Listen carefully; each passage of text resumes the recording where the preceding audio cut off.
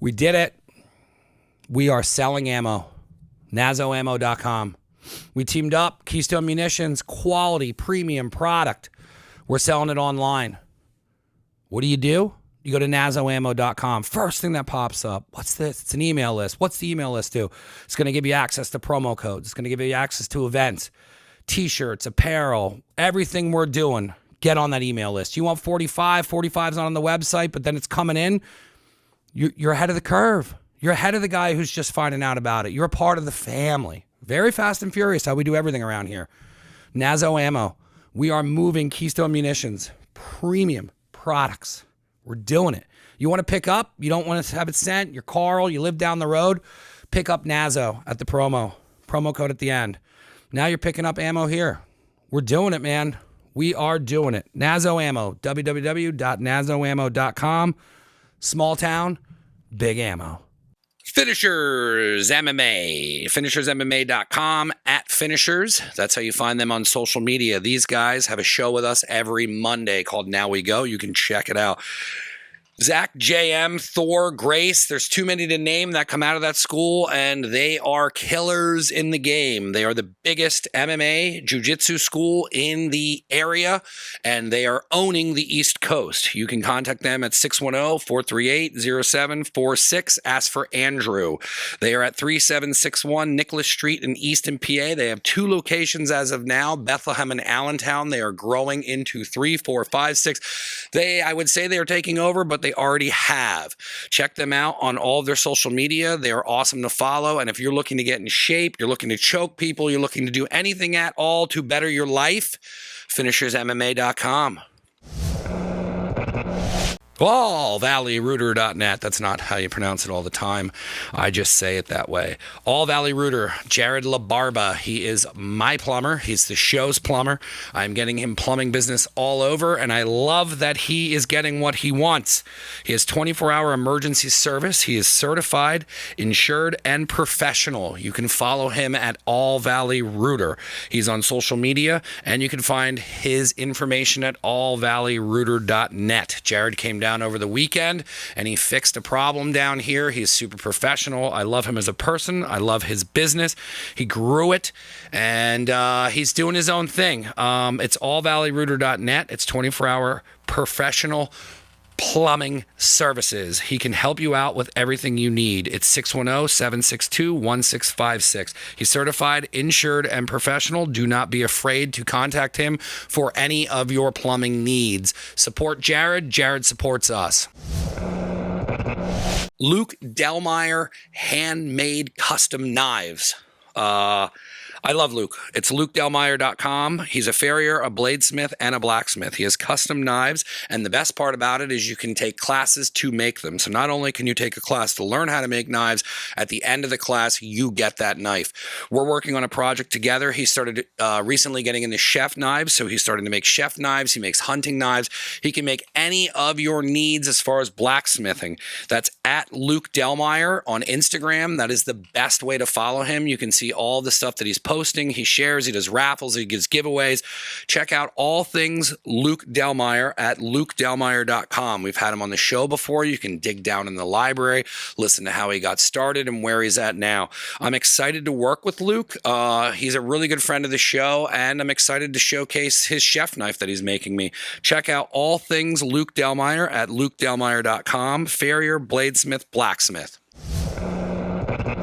Rips Auto Detail. This guy is the best, hands down, in the area. I've interviewed him. I know his story. He's doing things that others aren't, and I love that he fucks with the show. I love getting the best of the best and having them support and be a part of this. That's what the sponsorship is for. I'm giving you the best people in their profession, and Rips is the best at auto detail. It's at Rips Auto Detail for Instagram. You follow that. He's showing you the different cars he does, and it's at 630 North Nelson Street in Allentown, PA. He offers paint correction, ceramic, SPS coatings, and more. This is appointment only, and it's ripsautodetail@gmail.com. You can call him at 484-553-1366. I tell you, follow him. If you don't know, you want to know more about what he does, follow him on Instagram. Follow Rip's Auto Detail, and you can see all the things that Rip does. He's a big part of the show. We have a separate show we do called Road Dogs, and you can check out his past interviews and hear his whole story. I couldn't recommend this guy more for your auto, car, boat, plane. This guy literally has done everything, and he is the best in the area doing this. Rip's Auto Detail. Never Again radio episode. I don't have a fucking clue. We got here. We only had to reschedule 5 fucking times. Ridge Runner BBQ. I'm excited to find out how you got started. We've been working together on some stuff. You've been coming to the pop-ups. Welcome to Never Again Radio, man. Thank you. Glad to be here. How the hell did you get into anything that you do? Because right now, primarily what I know that you do is you do your specialty meats. You do a lot of different things. Why don't you just kind of give a general explanation of where you're at now with your business, and then I'll kind of peel it all back, and then we'll come back through. So where we're at now, I focus more on specialty meats and cheeses. So it's going to be like snack sticks, jerky, smoked cheeses. I do probably 10 different cheeses, probably 9 to 12 different flavors of sticks. I'm in 3 little stores, and then I've just got into Seven Sirens Brewery, which is pretty huge. So yeah, we're doing good with that stuff. And then I also have a passion for barbecue. So I do competitions, I do catering, stuff like that. Getting more involved in the pop-up events, Rose Lux Motors. We do stuff out there. We do random car shows, stuff like that.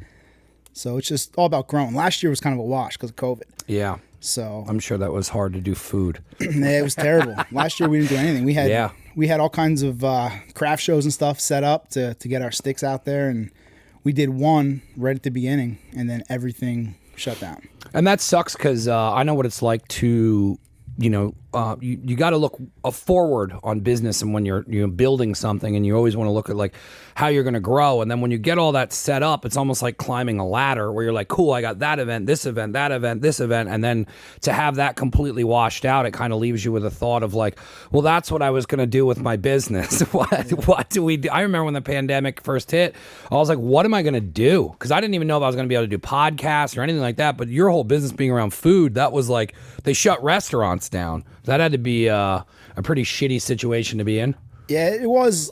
The direction we were originally going, to kind of backtrack, I started this by doing stuff for hunters. Like I hunt and I fish. So guys would come to me and they'd get deer done. They'd get sticks made out of deer. I've done bear. I've done all kinds of stuff. So then it led to people saying, this stuff's really good. Why don't you go and get licensed and do beef year round? So that's eventually what I did. So to roll it out at the beginning of 2020, when COVID hit, it was just terrible timing, obviously. But towards the end of that year, that's when we started getting in like the flea markets up north. We got in a couple of indoor flea markets, started getting decent turnaround there. Then we got into a store in Allentown, and that store in Allentown kind of took off like on its own. And it's a little store, but with us growing now, like I said, we're in a brewery. You know what I mean? Imagine and they're moving stuff over there. It's not like it's right. There's turnover there every day. Yep. So instead of being in a flea market that's on the weekends, or a store in Allentown that's closed one day a week, I'm in one of the better breweries in the area, 7 days a week.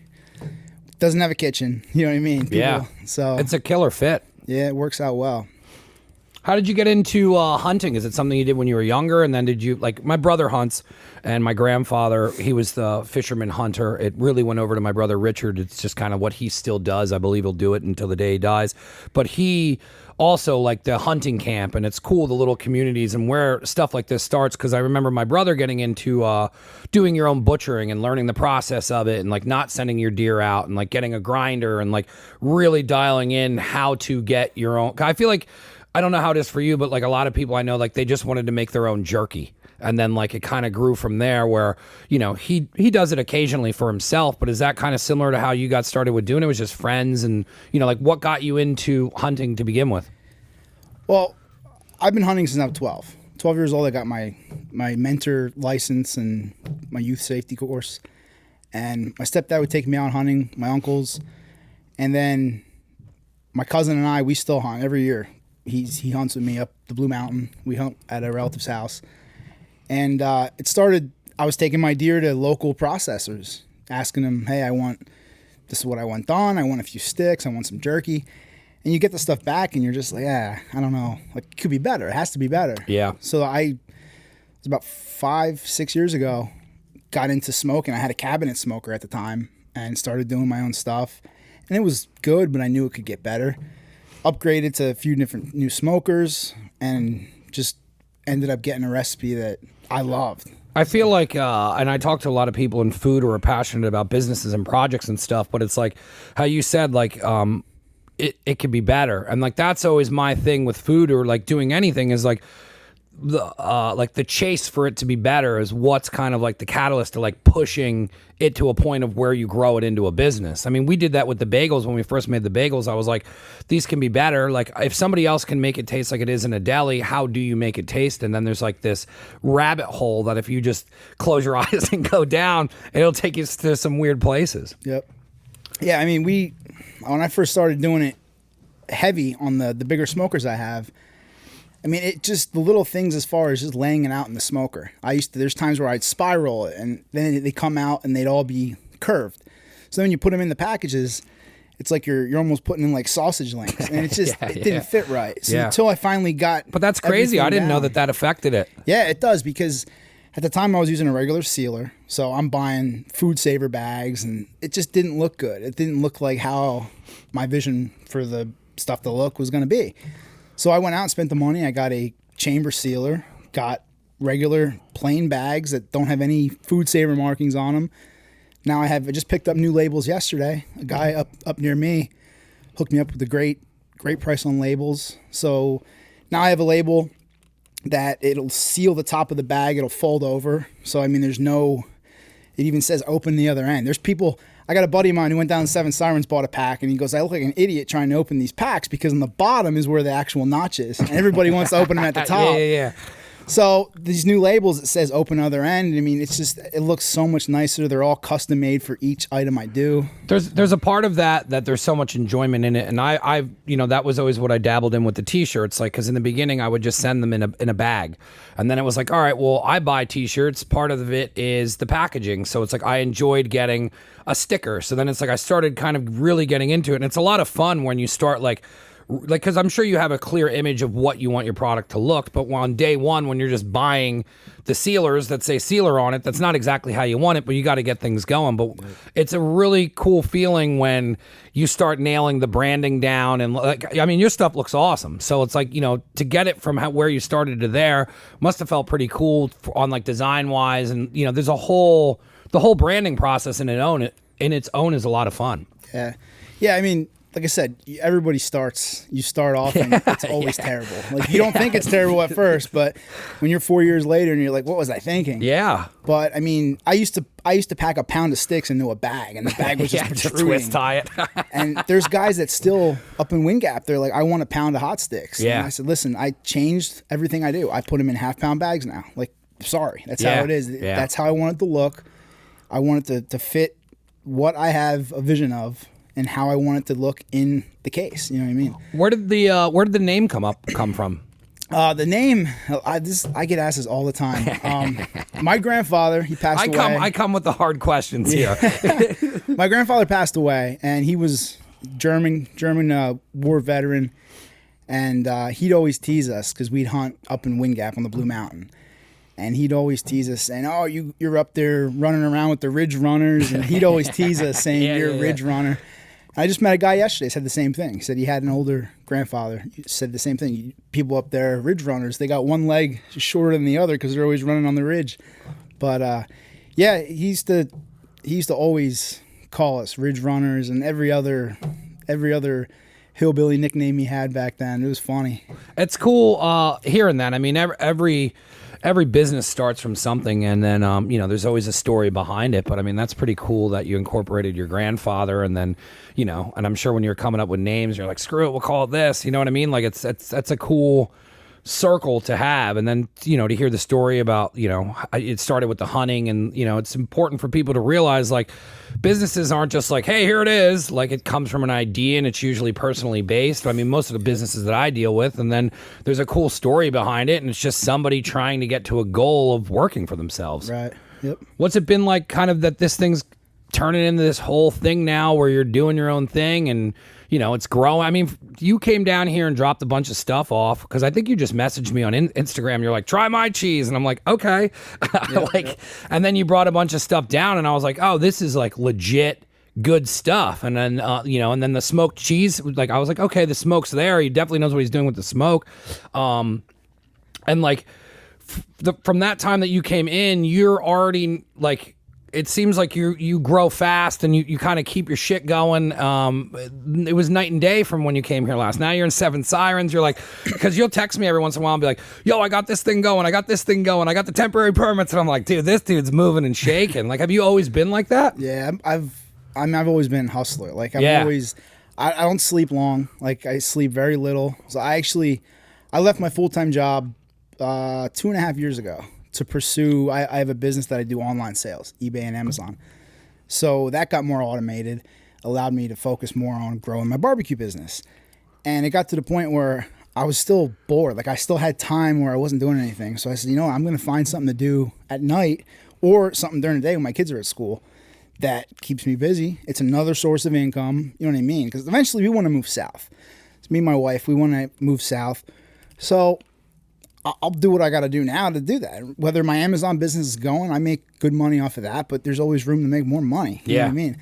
So I looked into 3 different things and ended up finding something that I like. And then that leaves me with more than enough time to focus on the barbecue business. Yeah. So it's fun because I want to grow it as fast as I can. You can tell. It's scary though because my brother-in-law helps me. So he still has a full-time job. He's a mechanic. Yep. So he can't just drop everything and say, all right, let's go. And it's tough to and you also can't take that personally. Like it's happening to me with the bagel stuff where my partner and the food, even the pop-ups, like, so I'm she's a 50-50 partner. That's what's going to be down the road. And with her, she's got kids. So like her kids are very active. So when I'm like, hey, I got this pop-up, she's like, I can't come. And I can't take that personally and be like, I have to be like, okay, now we're, hey, I'm sure the same way, you're a problem solver. All right, who can we get? How can we do this? How can we do the pop-up by ourselves? We're going to barrel through this and hopefully she can come to the next one. It's hard when you can't have that constant help. Yeah, we had an issue with that last week. My brother-in-law had a wedding. I'm not going to say, you got to miss your wedding. Yeah. I get it. Like, people have lives. They got stuff to do. And you don't want to ruin it for him, right? Where you start being this demanding person, and he's like, "Cool, dude, I don't want to do this." No. But yeah, so my wife volunteered. She's like, "I'll help you. I'm not doing anything." So my wife, my daughter came. My niece, she awesome. ended up coming. So and it ended up being great. Like it was flawless. Like everybody dove right in. But like I said, my brother-in-law, he's my right side guy. So if I have an event, he's the first one that's coming. And then if it got to the point where I had to find somebody, I mean, it wouldn't be hard. I mean, I could find people who want to work. I mean, it's weird because you hear all these things now. Oh, nobody wants to work. Everybody wants to stay home, collect unemployment. But luckily, people always want to help out, especially when it's the events that we do are usually. It's fun. Like the car show, I'm sure was a blast. Oh yeah. Now, when you started getting into doing like shows and events and stuff. How was that for a transition for you with setting up? Were you nervous, or like, you know, had you worked like publicly, you know, in a kitchen or anything like that before? What was it like doing your first event? No, I never had like kitchen. I'm growing up. My first few jobs were in like diners, but I never had like kitchen cook experience. I've always enjoyed cooking. I've always enjoyed making stuff on the grill. But the first event we did, it was, you didn't know what to expect because you didn't know, like, oh, we're going to fuck up, like what's going to happen. But if I remember correctly, it went pretty good. I can't remember anything really going terribly wrong. Even with our catering events, like we've done, like 5-6 decent catering events now. What do you offer for catering? Catering's all like anything. Smoked meats. I do pulled pork, brisket, jalapeno poppers, bacon wrapped. We even do clam bakes. I mean, we do clam bakes. We smoke king crab legs. I mean, anything you think you haven't seen on a smoker, I'd most likely try. Like the thing right now, bacon wrapped Oreos. People think you're crazy. Yeah. What do you do with those? People think it's crazy, but I don't think it's crazy. You take an Oreo, you wrap it with bacon, throw a little bit of seasoning on it, and you smoke it. 250 degrees for about 45 minutes. And people see it and they think that's either fucking disgusting or I love both. It's going to be awesome. Yeah. And the first instinct is you want to try it. You got to at least try it. We sold those Oreos at an event last week. It was probably, I think it was our #1 seller. And all it is Oreos. You buy a couple packs, you know what I mean? Yeah. It's nuts. It's like what was I going to say? For doing that, like, how did you break that down? Like, do you sell them individually or group of 4? Or is it kind of like what they do at the carnivals when they do the deep fried Oreos? We kind of did it like the deep fried. Usually you buy like, we did, I think, $2 for 3 of them. Yeah, you get like the little boat tray. Yeah, that's what we did. And then, I mean, we had people come by and look at us like, oh, I don't know about those. They said, let me try one order. And as she's walking away, we heard her say, oh my God, these are so good. Are they soft or crunchy? You get them right off the smoker. Yeah. The Oreos are soft. The bacon's crunchy. It's crazy. So do you pre-cook the bacon or do you smoke the entire thing? You smoke the whole thing. You take a slice of bacon, cut it in half. Yeah. And then 1/2 of bacon goes around an Oreo perfect. You use the double stuffed. You got to use the double stuffed. Do you do a lot of fun stuff like that at home? I mean, that's like a cool, not a lot of people would, kind of get into something like that. Where's your creativity come from doing all this stuff? I mean, you're talking, all this different smoking, and I know what it's like to go down a rabbit hole of like creativity and food and all that, and like just kind of, you offer a ton of stuff. It's not like, hey, we just do this. So, where does all that come from? Do you have a background and like you were always the one who like kind of pushed the idea further? Like, where do you get that from? I get it. I get most of my ideas I get from reading people that have tried something similar, whether it be on a smoking forum or something. I know like the Oreos last year, that was a real big thing. It was kind of like a barbecue internet sensation. Everybody was trying to do them. Years ago, people were trying to smoke Cheez-Its. You put a tray of Cheez-Its in your smoker or goldfish.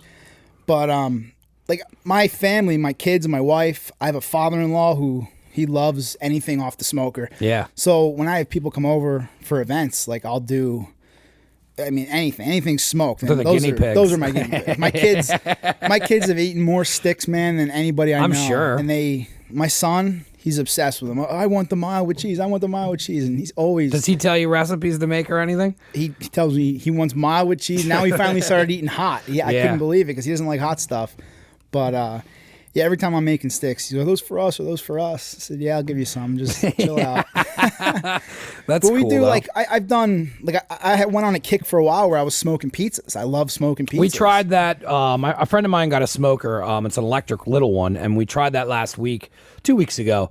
We obviously put way too much smoke in it. He's just kind of learning it. He did his first pork butt, but my favorite thing about Tim is like what you said, it could be better. And he used to give me shit all the time where he'd come down and eat food down here and he'd be like, dude, this is so good. And I'm like, well, actually I overcooked this. And then he never understood it. Then he got into cooking and he goes, I now completely know what you're saying because he's like, I'm going to get better at this. Yeah. What do you do with your smoked pizza? Because it's not, we had a problem with it, just way too much smoke. Do you just set it on there? You've been doing a lot longer, but what do you do with your smoked pizza?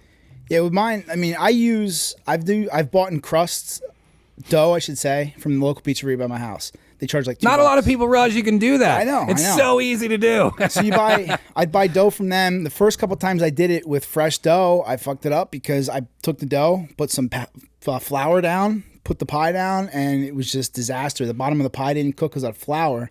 Found out you had to use cornmeal. So I still never use cornmeal. What I do now is I'll buy a pre-made crust. Yeah. To me, it's cheating, but it's easier for me. Way easier. I put them on. It's not the easiest thing to do. Fuck around with fresh dough. And I have stones, so I have the round pizza stones, and I'll throw them on the stones, and I'll do margarita pies. I'll do regular. So do you cook the crust first and then add your toppings like halfway through the smoke, or you let the whole thing cook? Whole thing, yep. I usually do it. I believe I do it at like 415 degrees. I'll hit it with smoke for like 20 minutes, and then I'll turn it back up to the high temps. But you just cook it, and that crust will get. You got to put like an olive oil on your crust. That way, it helps that crust from not getting like overcooked and dried out. It'll get like a golden brown, and then you'll see all the toppings are ready to go. And we've done a s'mores pizza, which is kick ass, man. I mean, the kids love that too. My wife. Yeah, I was gonna say your kids are probably like, yes. My wife. They go over to other people's houses to eat, and they're like, "What's this?" Yeah, she loves s'mores too. Like the first time I did it, she's like, "Oh my god, this is so good!" And then we did it for her parents, and they all liked it. But it's different. You know what I mean? It's not something I'm gonna make every week. No, but it's it's hard to do a dessert pizza once in a while. Yeah. But when you get into like everything you're talking about now, though, with that smoked pizza is like, that's what I like about pop-ups is that you could do a smoked pizza pop-up. Yeah. Like you could really just take everything you're doing, switch out a different item or anything, or you know what I mean? Like when you go over to Rose Lux or anything like that, you can change it up. And you have the whole freedom. It's not a menu that you have to stick by. It's my favorite thing about pop-ups, and I really like how much creativity and openness you leave to that you guys are willing to do anything from Oreos to seafood. Like that's two fucking totally different spectrums, but that's what I love is where you can like run over here and be like, okay, that's a lot, you know, with the Oreo stuff, like that's its own niche. Then you can run back over here and do a clam bake, and it's like you really have set yourself up to do whatever you want, which is my favorite thing about stuff like this. Yep. Yeah, I mean, you want to have the ability to do whatever somebody wants you to do. Yeah. So, and again, like my smoker, like I have a pretty big smoker. Like, yeah, there's like, Jay smoker is huge. Mine's not that big, but I could do 4 pies, full size pies in there easily. I mean, when it comes to like pork butts and stuff, and I could probably, I'm guessing 20 pork butts. So I have the capability to cook a lot of shit on my grill, but to do everything mixed in, it's where it gets tricky because, again, it's only so big. So if you are doing clams take up a pretty big chunk of that grill, especially the way I do it. How do you do them? I take my clams and I put them in I take a tray, like a deep pan. I throw in about 10 sticks of butter, a bunch of chopped up garlic, a couple small ears of corn, and then a little bit of basil.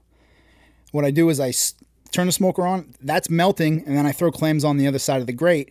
And when those clams start to pop, all that butter and garlic's already melted. So they pop, they get thrown right into that mixture, man, and they're pre-soaking in that glorious mixture. You need to do that at Seven Sirens is what you need to do. I want to talk to them about that because I talked to Jay. I'll talk to Jordan tomorrow when I see him.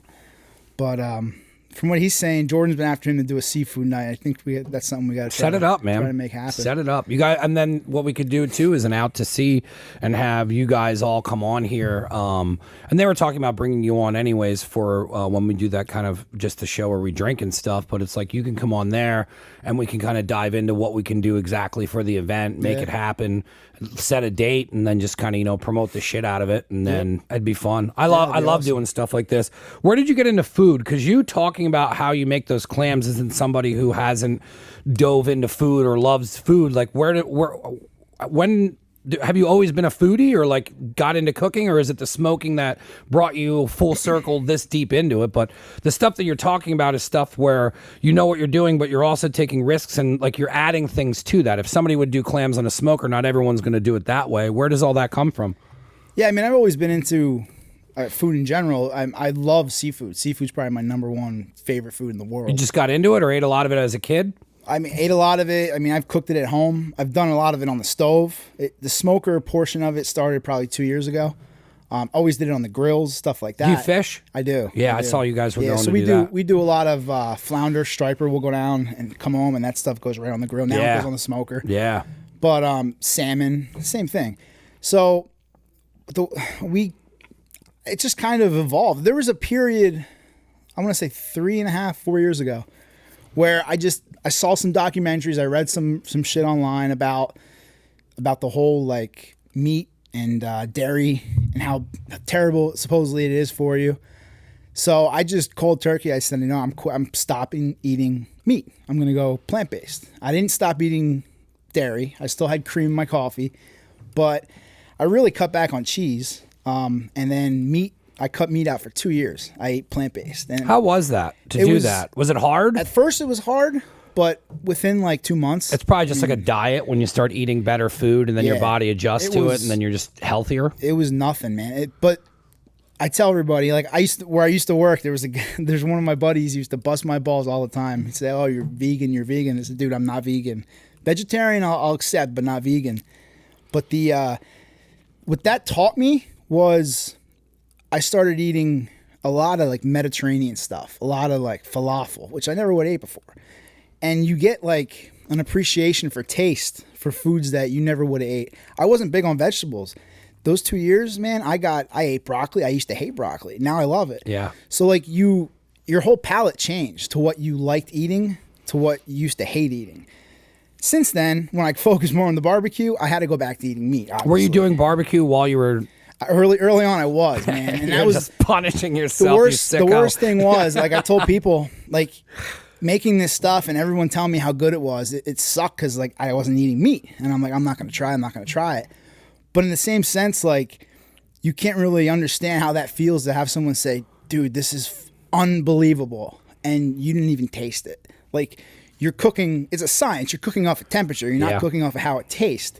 So it's kind of neat to like get that feeling, and someone says, "Man, this shit's awesome." And how'd you like it? Well, I didn't taste it. And then when somebody when somebody will come up to me, with the smash burgers, there's a lot of people that oh, that's awesome, and then but it's like I know what it tastes like. So if somebody comes up to me and they're like, yo, they're like that cheese, or like or somebody points out one item on it, they're like the pickle, and then they get what you were trying to do with that. Where I had a guy at the pop-up come up to me and he goes, I didn't know why you put a pickle on the top and the bottom. And he's like, and then after I ate it, I was like, I now know why you did that. And like that, those moments are cool. And it's usually just you and one other person who comes up to you, but it's very important that you know exactly, like that's part of the connection is that when you make a sandwich, like you brought up the Sailor sandwiches, I think it was like the turkey bacon thing today, like how she made that is like how she wants you to eat it. You know what I mean? It's not just throwing a sandwich together. Like there's a lot that goes into it. So it's important to connect with somebody, especially when you're making your business out of it, where you're like, cool, like, because there's also constructive criticism where somebody's like, oh, it should have had this, it should have had that. And if you don't know what the food tastes like because you can't eat it, you can't really adjust your craft to make it better or to fit more of like an audience that would want it. Yep. Yeah, I mean, there's been times where I've had guys bring me meat and like I said, I'll do anything when it comes to deer. I do a lot of goose jerky. Guys bring me geese. There's a guy who comes from Williamsport, brings me like 140 pounds of goose, and I got to sit there and slice it all for jerky. But there's a guy that brought me meat. I think he's up in like Martins Creek area, and he wanted hot dogs done. I said, yeah, I could do hot dogs. I didn't know you could do hot dogs. Let's get to talking. I said, how do you want them done? I said, do you want them cold smoked? Do you want them packed raw? Do you want them fully smoked? And he goes, yeah, I want them smoked. I said, okay. Normally people don't do that. They don't get them smoked because you're going to heat up something that's already fully cooked. Does the cold smoke prevent it from being cooked? Yeah, cold smoke, it just adds, you're smoking that at really low temperatures, usually 60 degrees or less. And that's just to get smoke penetration into the meat. Then you vacuum seal them and then you cook them on a grill. Like see, now this is what I want to follow that up with, and then I'll let you go back onto that. Like I was thinking yesterday how we could have done those burgers differently, where we would have had more time and could have set it up. So we could have cold smoked all that stuff and then threw them on a grill as if they were coming in to order it like it was a restaurant, instead of having to do everything off the smoker and then make it like, because when they came off the smoker they were done. Now if we would have cold smoked those and then grilled them, would we still have had had the taste, and then could we still have cooked them the temperature? You still would have had the taste. It may not have been as strong. Yeah. Because cold smoke, what you want to do is, all my cheeses are cold smoked. So when you smoke something cold smoked, you want to vacuum seal it right when you're done, and then it usually has to go in the fridge because it's not fully cooked. Yeah. When it's in the fridge, like for cheeses, I tell people keep them in there for 3 weeks because that smoke's gonna penetrate even while it's sealed. It's gonna penetrate through however thick that cheese is. Same thing with meat. So when you cold smoke, you're gonna seal it, and that smoke's still gonna penetrate in there. So if you cold smoke them today for an event tomorrow, you're really not gonna get. But if we would have taken just the lamb itself and then cold smoked the lamb. Can you do it as hamburger? Like I would have just given you hamburger raw, then you smoke that, then you seal up smoked hamburger in a bag. Yeah. You could do that. Let's go. You definitely could. But I mean, I think you're going to get a more potent smoked flavor the way you guys did it. Yeah. I mean, you're not going to beat that. You No. know what I mean? But yeah, it is possible, Now especially back to for the hot somebody dog who guy. can't.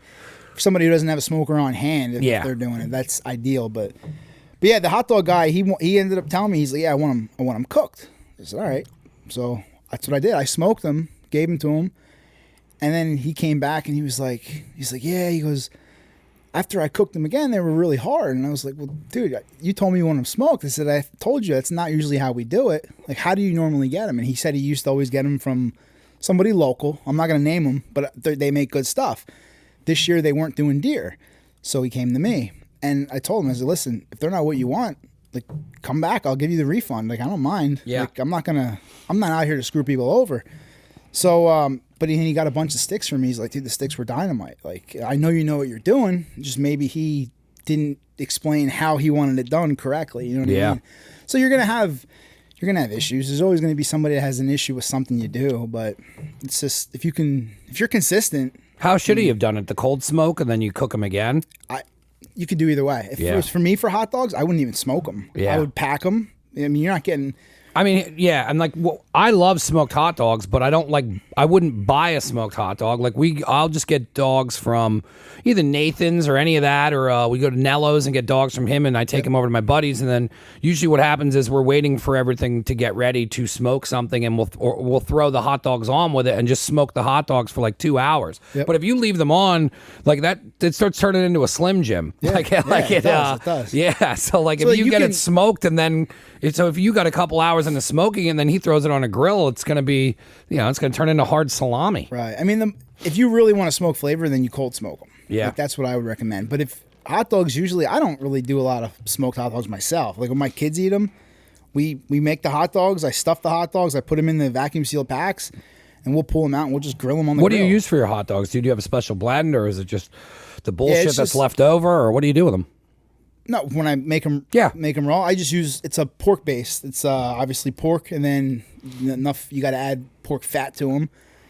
The problem with hot dogs is you got to grind them like 6 times because you got to emulsify the meat, and it sucks. Like making hot dogs, like when I charge to make hot dogs, you can go to Dietrich's or Nello's, and they're going to charge you a lot less because they're doing a hell of a lot more. I'm not doing a ton of hot dogs when I do it. So the time that I put into making them, like unfortunately I have to charge a little bit more. Yeah, my buddy Mitch that came on Smokerhead Barbecue, he said very similar things where I think it was the hot dog. I could be wrong, but he was like, yeah, it's fucking like we did it once and we're good. Yeah. Like we did like it's not an easy task. It's not easy, but like I said, for what I do for hunting, for the guys that I do for hunters, like hunters want hot dogs. Most hunters want hot dogs made.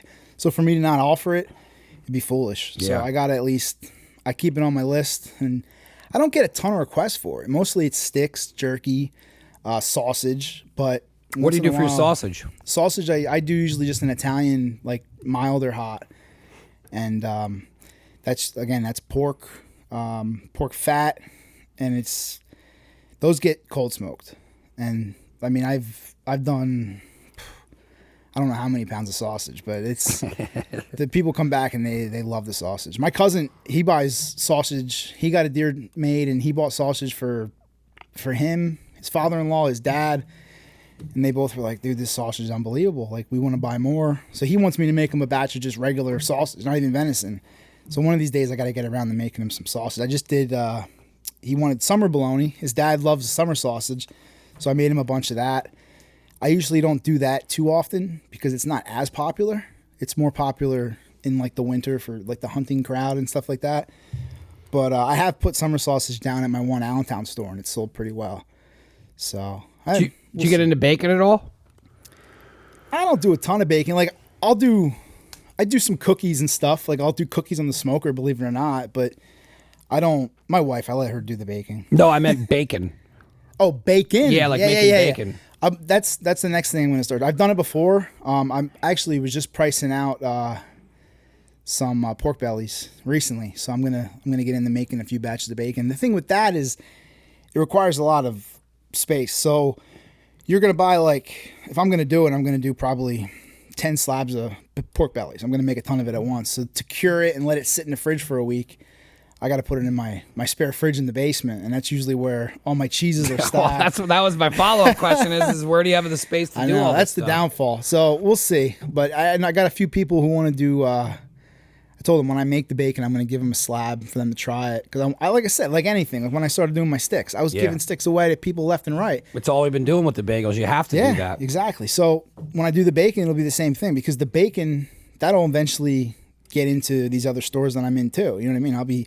I want to eventually have a spot where I could sell fresh sausage, bacon, all my sticks. Not necessarily a meat market, but a smoked meat counter kind of thing. Now, when you see a spot like that, are you also going to have the back area like your prep? So now that's where you can keep your your deep freezers and all your equipment, and then you can sell your stuff out of the front. Very similar to Mad J's, where he can, it's kind of a multiple thing where he can do the he can do the stuff up at the door, but then he's also on the weekends, he can prep in there and get everything ready for 7 Sirens. Do you kind of want to have a hub that you can kind of have a jump spot off of? Yeah, ideally. I'm looking right now. That's kind of the intention. I'm looking for a food trailer with a porch, and they're around, but right now stuff is just still so crazily expensive. It's nuts. But I'm looking. There's a few locally that I looked at that don't have the porches on the back. The porch on the back would be where I mount my smoker permanently. A buddy of mine got a custom one made, and it was not cheap, but how he had it set up was that back porch area is how he did it. He put the smoker there, and then you could take, what's cool is that comes down, and it's like, dude, this is nuts. Then on the inside there was the window to serve out of. He had the fryers, and he had the whole custom kitchen redone to have the wash station, everything for health and whatnot. And trailers are the way to go. Everyone always pushes for the food truck, and his points were like, dude, if you blow out a tire on the way to an event, you're screwed. If you get there and you're like, holy shit, I forgot buns, and then you got to drive the whole thing to a thing. The food trailer is 100% the way to go. Yeah, we did a competition last year in Spring Grove. Oh, that's what I'm getting into, competition. Yeah, we did follow up with that. We did it was our first KCBS event, and we're going back to that one again this year. But we met some guys out there. They all have food trailers, and they were telling us this is what you got to get. We showed up in a fucking Ford Explorer with a fucking utility. That's how you start, though. And it was in July. It was hot as hell. And our smoker's rolling throughout the night. We're trying to sit in the car, turning the air conditioning on every fucking half hour. It sucked. And you got these guys in these trailers with porches. Their whole inside of their enclosed trailers air conditioned. They got cots. That's the way to go. Yeah. So you can get these things decked out where it's a full kitchen. You know what I mean? You get it inspected. I could pull that thing around anywhere I want and set up pop-ups left and right. And that's my end game. That's where I want to be. Yeah, I think it's the correct move to make. I mean, my buddy did barbecue for a very long time, and then he started getting into the trailer, and then he did his research, and then when he explained the trailer and what to do with the trailer and how you have the extension off of it, and I was just like, yeah, man, this is way bigger than a food truck. You have way more room. You can set it down and leave. You know what I mean? Then he did have the cots in the back, and sometimes he would go down there to do an overnight smoke, and you'd be able to put the cot in the middle, and it's like he's got the air going, but he's got the back thing open, and I'm like, man, this is like a small mobile apartment / smoke station and all that.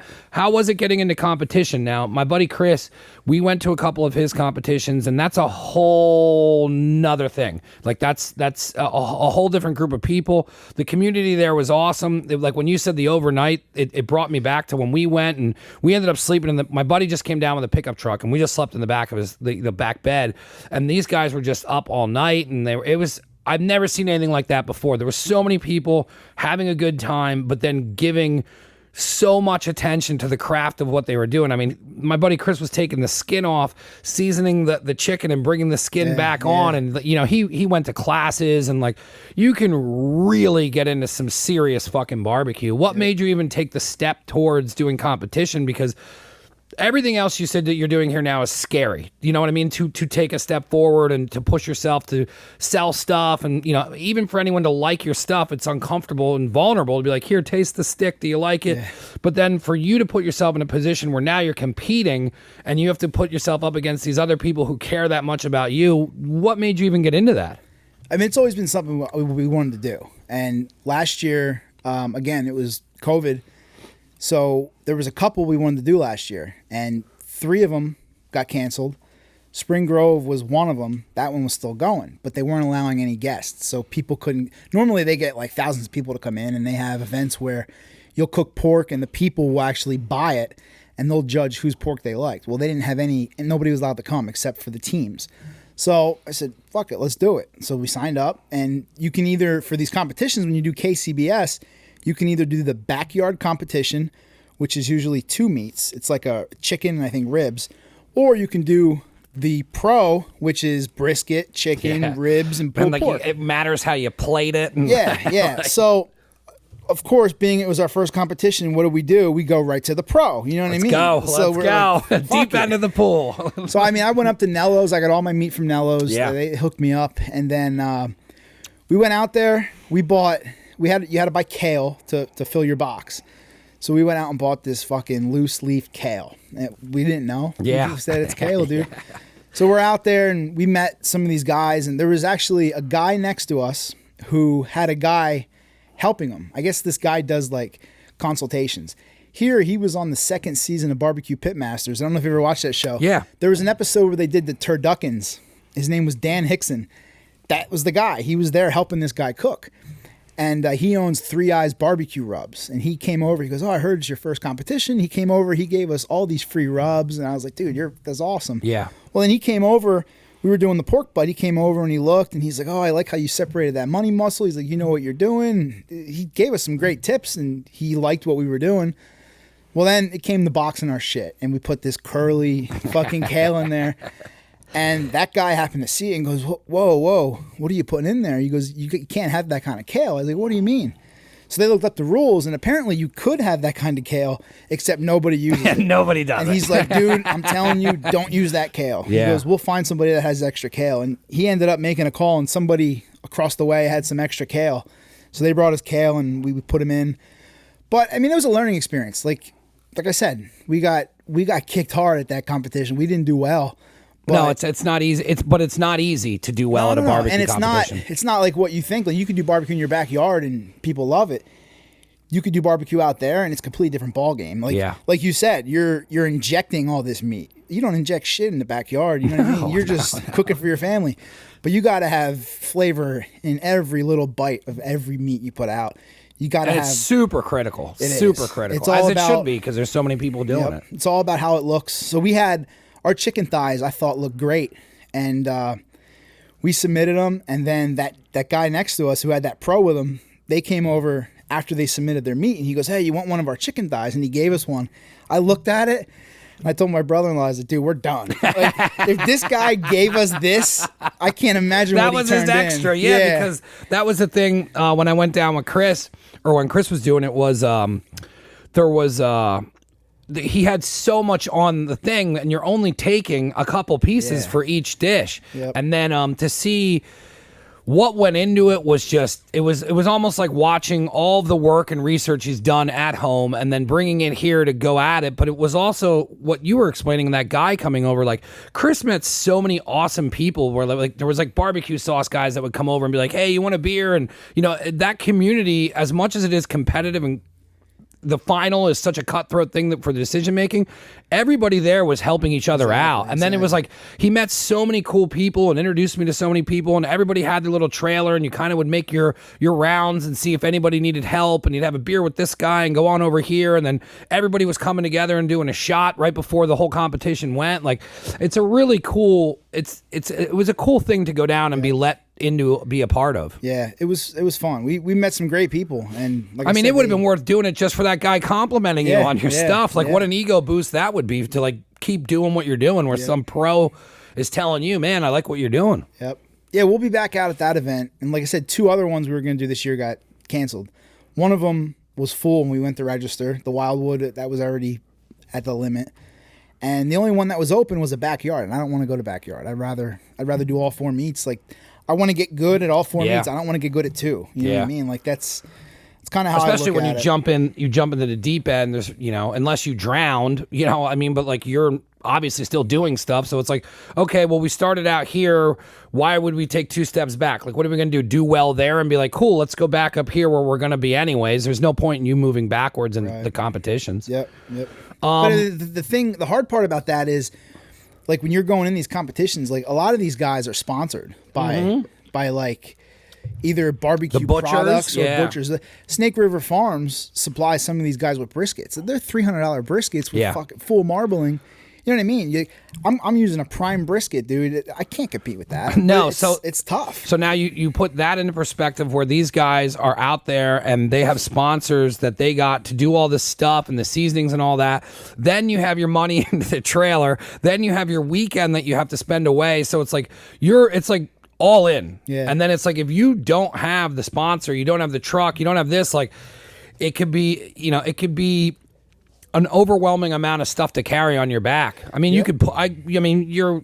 there's no way that I wouldn't think that you'd be able to start getting sponsors just from what I've seen you've been doing. But at the same time, it's not easy to go do that shit. No. And like I said, it's fun to do it and get to there's going to be a point when I get to the point and I have it figured out whether I have a sponsor or not.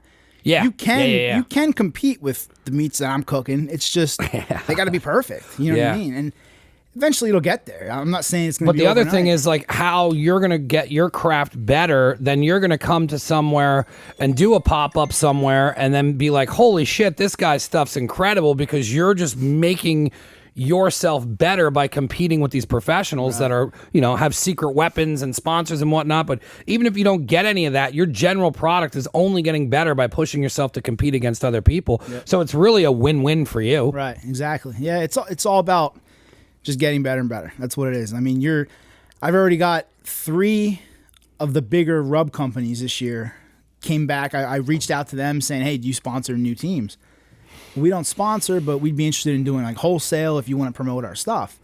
So I ended up getting wholesale deals with 3 rub companies. And they're good rub companies that I use. So yeah, if I can get them cheaper, they're giving me the okay to sell their product. That's what I do with my Amazon business. Yeah. So like, it's a win-win for me. But I like, and it was one of the first things I noticed about you when you came down here. We were like, hey, I did this Amazon thing and I do this and that and that. And then, like, I know what it's like to have a million different swords in the fire, where it's like you take these skill sets that you're building other places and you just keep applying them in the correct direction. And then that's why you're able to grow everything so fast. But like, you having that hustle from the online eBay and that kind of hustle is going to give you the courage to reach out to a company and be like, well, I try and tell everybody, like, dude, you could literally just hit people up and be like, are you interested in working? And if they're usually working with people, they'll be like, hey, like Martin's Potatoes. I had no clue how to do that. I just called the number I found online. I said, hey, do you guys do drop-offs? And they're like, yeah, call this guy.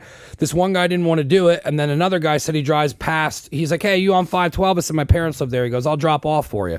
But I mean, if I would have just thought like Martin's Potatoes ain't going to do anything with me, I wouldn't have a Martin's Potato guy dropping stuff on a route. Like, it's really just putting yourself out there. But you do a very good job of applying all of your different skill sets into different areas and then excelling and moving forward on them. Yeah. It's pretty impressive. What do you have coming down the pipe this summer? I mean, I know we talked about doing a collab, and I want to do that over at Mad J's just because we did the pop-up at Merson, and I just think an open format area would be cool to put a couple different vendors or to do something. But what do you have planned for this summer as far as growing your business in the barbecue?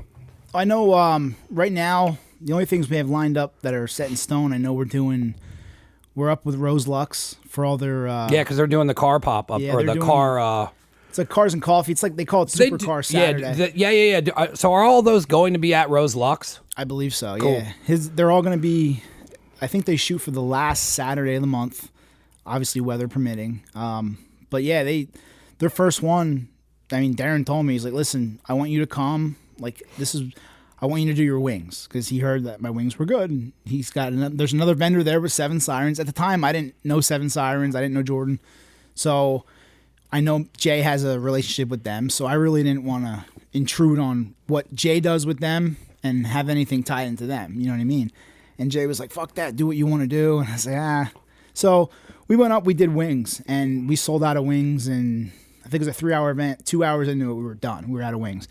So then it turned out to the next event, Darren said, listen, do whatever you want. Bring up your stuff. He goes, the guy's going to be there doing hot dogs and cheesesteaks again. Just do whatever he's not doing. Yeah. So that's what we're going to do. We'll have a full menu this time. And last time he didn't know what to expect. So we took 70 pounds of wings. So this time we're going to go there with a lot more, because we don't want people coming. The worst thing to do is to have somebody come up to you and say, hey, I'm out of food. Yeah. You know what I mean? It happened to us this past weekend. We were out at a car show in Kempton, and I didn't know what to expect. The lady said they had 45 cars registered. So I'm like, all right, 45 cars. Like, it doesn't seem like it's going to be a huge event. We get there, and she's over 120 cars already. I'm like, fuck. And we brought 75 rolls for pulled pork sandwiches. We had a lot of pulled pork because we were also doing nachos, but we only had 75 rolls. And at the time, we couldn't just run out and get more rolls. Yeah. Hour and 15 minutes into it, dude. We got there 5 of 12. The event started at 12. We were running late because my daughter came. Got there 5 of 12. We already had people asking us what was ready. And it's the worst. It's the only thing, I mean, it's a good thing, but it's the when you're setting up like that and the pressure builds, even at finishers, and it's like, I'm grateful to do the little gigs at finishers, which is training me to do pop-ups and figure it out. But it's like the second time I did it, there was a line, and I'm like, fuck. And then I got people showing up from Instagram. They're like, you said 12, and then you don't factor in real life. And I'm like, fuck, I got to get propane, and then it's raining, and then you're setting up, and then they're like, when you going to be ready? I'm just like, I'm putting a fucking 10 up. So then we had people there saying, hey, are you guys ready to go? I said, yeah, we have pork ready. I didn't even have the nacho cheese on the smoker yet, so it wasn't even fucking warm. So I couldn't even do nachos. I said, I got pulled pork sandwiches. That's the only thing ready. So while I'm getting the tent and the tables and the smoker set up, my wife's over here throwing pulled pork sandwiches. Within an hour and 15 That's awesome minutes. That she hustles like that, though. Yeah, she was super that day, man. I couldn't thank her enough. But hour and 15 minutes, we were out of fucking rolls. So you're probably just set up, the cheese is warm, and you're done. I said, you gotta be kidding me. Yeah. But, I mean, it's a good problem, but at the same time, being a food vendor, you hate to tell people you're out of food because think about it. But the flip side of it is, too, though, is it's also hard to gauge that, because if you're not getting a check up front to come to the event, or somebody's not covering your costs, like, you could have looked at that and been like, all right, I'm bringing 2,000 rolls, and then 50 people showed up, it rained, and you're fucked, and now you got rolls to keep somewhere. Yep. It's hard. Yeah. It's a hard curve to learn. I've been trying to figure it out with the pop-ups, but I don't have a place to sell food after. So like if Jay goes somewhere and something doesn't work out, he could turn around and sell the food that day. It's like eventually when I'm set up, I'd like to be able to do something like that. But for now, it's like, there's a lot that goes into it where you're like, how many people are going to come to the event? And, it's a lot of stress leading up to it. But, you just got to kind of hope for the best, but you got to be prepared for the worst. And then, you have situations where, like I know what it's like when you're setting up a tent. People are like, is it ready? Is it ready? Because then there's people that didn't get food last finishers that were like waiting there. And they're like, I want the first one. I didn't get any. I'm like, calm down. And then what happened is this guy came twice late. And the last 2 times he came, he's like, did I miss it? And I'm like, yeah. And I'm like, dude, the next finishers I do, I said, I'm going to set 4 aside. So when you show up late again, I'll at least have food for you. But you don't want to tell people you don't have it. I know. It sucks. I was at your last event, man. I seen you over there. I was watching. It's work. Like, dude, this guy's busting his ass over there for these burgers. And like, you have your system, and that lady that was helping you. Dude, she crushed it. Like I said, I hugged her at the end. Her kids were doing the sodas. Her kids hustled it then too. Is like they started going inside and taking orders. So what I'm going to do for the next one is I told them, I said, I'll get t-shirts made that say Finisher Food Runners. And I said, you kids get tips and you run this stuff in there. But they were like, and I said, she went away and I said, how cool is it that they're like learning business and like talking to people at a young age? It's like, dude, that stuff, I was super shy until I bartended. Yeah. And then it breaks you of that. Like I could talk to anyone now. I mean, obviously has made it a lot easier for me to, but I mean, way back in the day, like I was a super shy kid, and like, you know, to have that early experience of like learning business, talking to people, handling money, like that's huge for a kid to have as a base. But they crushed it. And then they'd come back and be like, we're not getting any tips. And I'm like, that's right. You tell these people to give you tips. And then she's like, they want the burger, not the money. I'm like, no, you go tell them money. You need that money to get the burger. And they would go do it. It was a blast. I love the finisher stuff. I'll talk to Zach too, because I think you can move beef sticks there when we do that. Like how it started is like it's just me there. And the woman who helped me was her kids were learning how to tie-dye. And then they were like learning how to do this t-shirt business. So I was like, dude, I'll get you cheaper t-shirts made. You guys tie-dye them. You can sell them for $25. That's what tie-dye shirts go for. They're expensive to get made. And then Zach came out and saw the two tents. And he's like, dude, we should get a couple different vendors in here. And like, they have a guy that sells juice. So it's like you could have the juice guy over here. Then you can have the kids selling the tie-dye. And then it's like I'm moving, you know, the smash burgers and a drink. And then if you want to set up and sell, you know, beef sticks and all that, I think he wants to turn that into like that second parking lot, having like 5 to 10 vendors so like people can go outside and then like it'll be like an all-day event. Cool. So I think he's going to do like 2 or 3 a year where it's like there's going to be a lot of people there, and then we could kind of turn it into like a festival type thing. Okay. But I don't know. That's cool. That's what we want to do over at Mad J's as well. Yeah. Yeah, I know. What else we have setting up, aside from Rose Lux events, next Friday, I have my inspection for my permit. Yeah. And then that's going to be on Fullerton Avenue up in Whitehall. But that'll allow me to set up most of the summer. So how does that work? Do you have a spot now that someone's going to let you work out of, and then you got to get the spot inspected? Yeah, I have. There's another business that I'm affiliated with, and the gas station that right behind my house, it's right off of Fullerton Avenue. He's one of my customers. So real good guy. I mean, my sticks are in his gas station now. He's been selling them there for about a month now. But I told him, I said, listen, would you mind if I set up outside here? Like, I'd sell barbecue. I wouldn't sell any drinks. I'd tell everybody, go in, get drinks from you. He goes, yeah, that's fine. And he doesn't want nothing to do it. He's going to give me electric. He's going to give me water. I said, dude, all I got to do is get inspected. So got the inspector coming next Friday. My brother-in-law is helping me out. We're going to go down there, get it set up. It's kind of a pain in the ass because the inspector won't come out until 10 a.m. I wish he would come out earlier, but I don't really want to advertise it because I want to make sure the inspection goes as planned rather than him coming and saying, hey, this is wrong, I can't give you it. So for us to go and set up and wait for the inspector to get there till 10, hopefully that everything goes as planned, he gives us the okay, then we can do lunch that day. But yeah. It's kind of, do we just set up, get the inspection, and then plan another day? Like I would. I mean, because just from being in the restaurant industry and even talking to a couple people locally, like I talked to Mercer and they had their inspection, and he said they passed with flying colors. And as the guy was walking out, the exit light wasn't on, and he was like, "Oh, he's like, you're not going to be able to open today. The exit light's not on." And he's like, "It's a battery." He's like, I'll go get a battery. And the guy was like, no. And he goes, look, I'm opening today. I'm going to get a battery. He's like, come back here in an hour, and then you have to let me pass today. But there's people who will like not let you do stuff over like the stupidest thing. I mean, to them, it's not stupid, but he went and got a battery, and the guy came back and he's like, okay, you're good. Yep. And he's just like, dude, you were really not going to let me open today? Yep. So, I mean, I don't know. You could do something in the evening though. Yeah. Well, like I said, this is only going to be, it's going to be a temporary license. Yeah. So what it is it allows me 14 days. It doesn't have to be consecutive. It can be every Saturday, 14 weeks straight. Yeah. But it allows me to set up and be able to cook without having a commercial kitchen. So, which that is huge for anybody listening that's talking about doing a pop-up, a food truck, anything like that. There are laws, there are things in place, and they are obstacles that you can get over and around and you can get through them, but it is work to do that. It is not, you have to call people, you have to call government shit, you have to get the health board involved.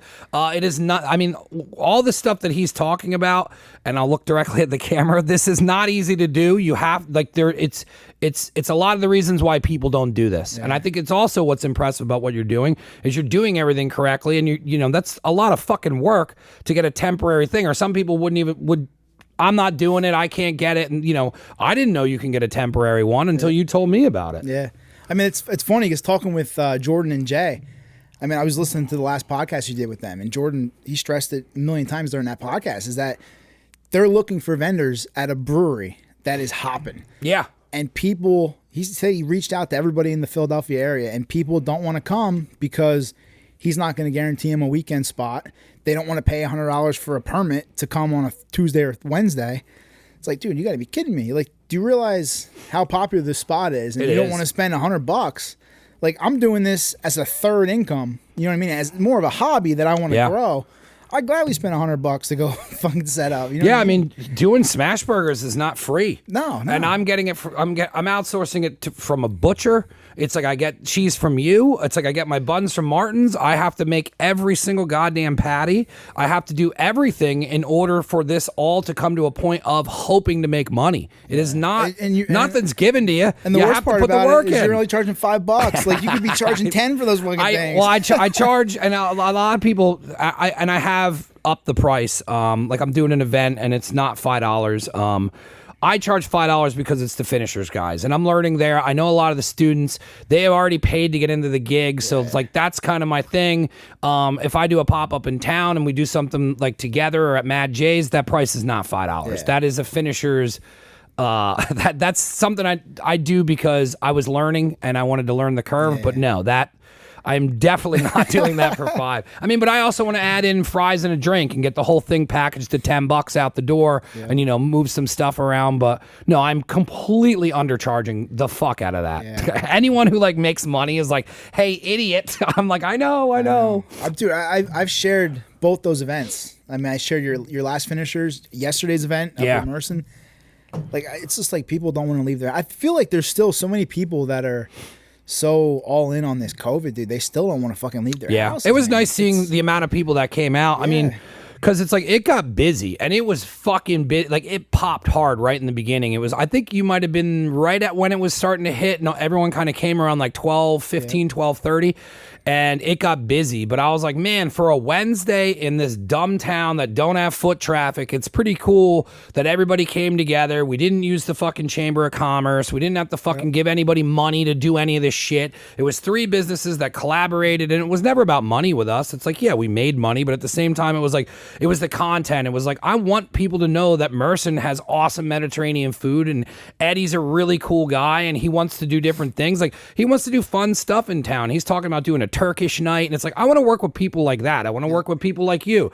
I mean, Jordan from Seven Sirens, it's like, he's been the best guy to work with for having beer. He's all in on every idea. I'm like, yo, you want to do a podcast where we get drunk once a month and we'll call it Out to Sea? And I just pitched him the whole idea. He just goes, awesome, run with it. I went and got graphics, and it's like, now I'll circle back and we're going to do an episode, but it's like, that's just more exposure to a bunch of small businesses that are trying to do cool things in the area. And it's frustrating when, like what you said, people are, he can't get food vendors. That's insane. I know. It's like I said, we're going to see what goes with that. I got some information from his team on the Bethlehem permit requirements. So I gotta send in for that, because I talked to Jay yesterday. I said, listen, the days that you're not down there, I don't care if they're shitty days, man. I'll start wherever I got to start to get into these places. Like, and plus too, like the seafood thing you want to do, like that would create a night. I know. Like, so let's say, and I'm not saying this, I know there's other vendors there.